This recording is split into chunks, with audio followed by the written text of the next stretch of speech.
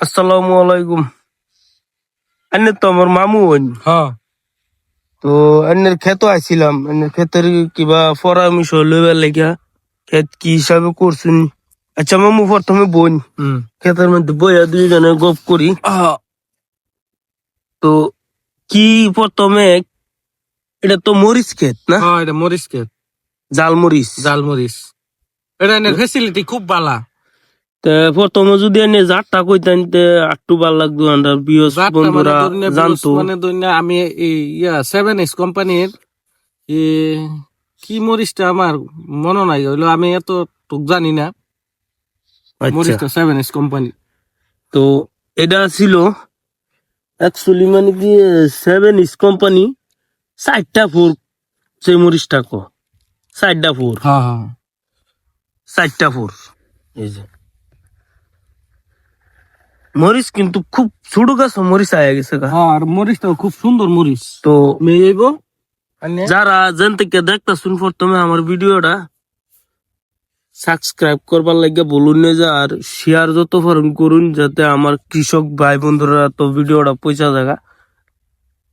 তো আমি প্রথমে কইতাছি, যারা যারা কারণ কি ভাবতাছুন যে মরিচ খেতি করবাম, তো মরিচ খেতি অবশ্যই করতে পারবেন।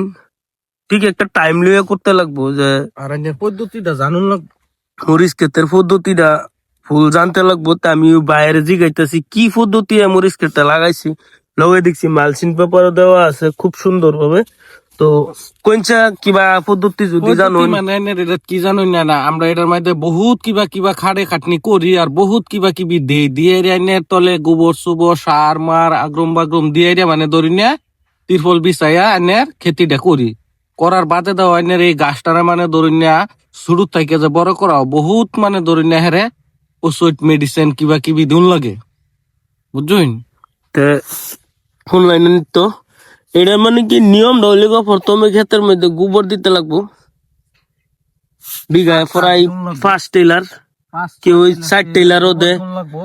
তো গোবরটা হইল গিয়া মেন গোবর। পরবর্তী যা দিতে লাগে সব দিউন নাকি সার। সারের কয়েকটা কোয়ালিটি আছে, 8-10টা কোয়ালিটি আছে। এই কোয়ালিটি মিলে হেরা জিঙ্ক, সয়েল, ম্যাগনেসিয়াম, তো আবার আছে আপনার ফুরাটন, অনেক ধরনের সার। এগুলি তথ্য কমেন্টও জানাইলে আমি অবশ্যই দিয়া দিতাম, কোনো অসুবিধা নাই। তে যদি যারা যারা আপনারা মরিচ ক্ষেত করতান বললে ভাবদাসুন, তো অবশ্যই করতারুন। এটা একটা খুব লাভবান ফসল।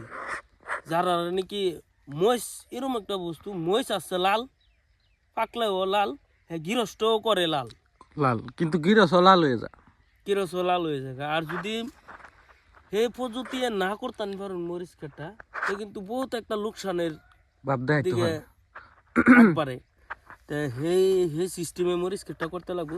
মরিচের পাতাটা প্রথম দেখাবেন চেষ্টা করুন, যে খুব সুন্দর দেখুন। এই যে দেখুন পাতাটা কত, স্পট নাই, দেখছেন? একটা গাছ স্পট নাই।